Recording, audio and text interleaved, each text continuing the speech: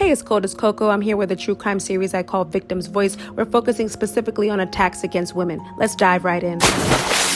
Our next victim is Olerato Mangale. On May 22, 2025, in Johannesburg, South Africa, Olerato Mangale prepared for a date with a man whom she knew as John. Approximately 3 p.m., John arrived to Olerato's home in a white vehicle with cloned plates. What happened on that car route through neighborhoods Alexandria and Q is unknown, but what we do know is that Olerato's belongings, including a phone and handbag, were found abandoned in Q. Olerato's friends were able to use tracking information from her phone to determine her last known location. Later that day, on the day of her disappearance, her body was found in Lombardy West near a car shop with indications of violence and foul play. Olerato held a Bachelor of Journalism from Rhodes University and was studying for her master's at ICT Policy and Regulation at the time of her death. Police identified 3 suspects for the crime. I'm not even going to try to pronounce these names. Makanya was killed during a police apprehension and shootout. Ngubane was initially suspected of involvement in the murder but was later cleared. Authorities suspected he was framed by Makanya. The third suspect, who I'll refer to as MH, is still on the run. If you have any information about his whereabouts, please contact authorities immediately.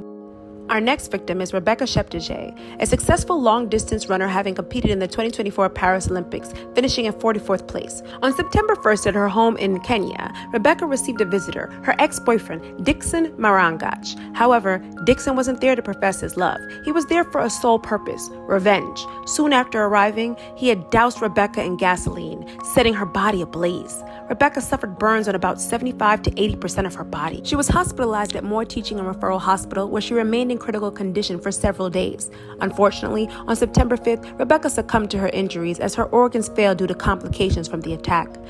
Rebecca's ex-boyfriend, Marangach, also suffered severe burns from the attack across 30 to 40% of his body. He died in the hospital on September 9th, just days after Rebecca. It is reported that the motivation for the attack was due to disputes over land property. Rebecca was born in Uganda but was residing in Kenya at the time of her murder. In Kenya, femicide cases have become increasingly common, with up to 34% of women having experienced physical violence per a 2020 study, according to BBC News. Our final victim is Lolita Calendar, also known as Lola Doll. While she's still alive, her story isn't any less horrifying. Lolita is a 33-year-old singer and social media influencer from Guyana, better known to her fans as Lola Doll. On September 6, 2025, approximately 11:35 p.m., Lola was attacked while parked in front of her Georgetown, Guyana home. While in her vehicle, a man on a motorcycle approached, opening fire and striking Lola in her neck, face, hands, and leg. Lola was taken to the hospital. While she arrived in critical condition, police have reported that her condition has since improved. Police did arrest the suspect, Paul Davey Jr. However, he was released on bail. It's uncertain as to whether there was a prior connection between Lola and Paul, also known as Randall. Davey allegedly has a history of cocaine trafficking. Share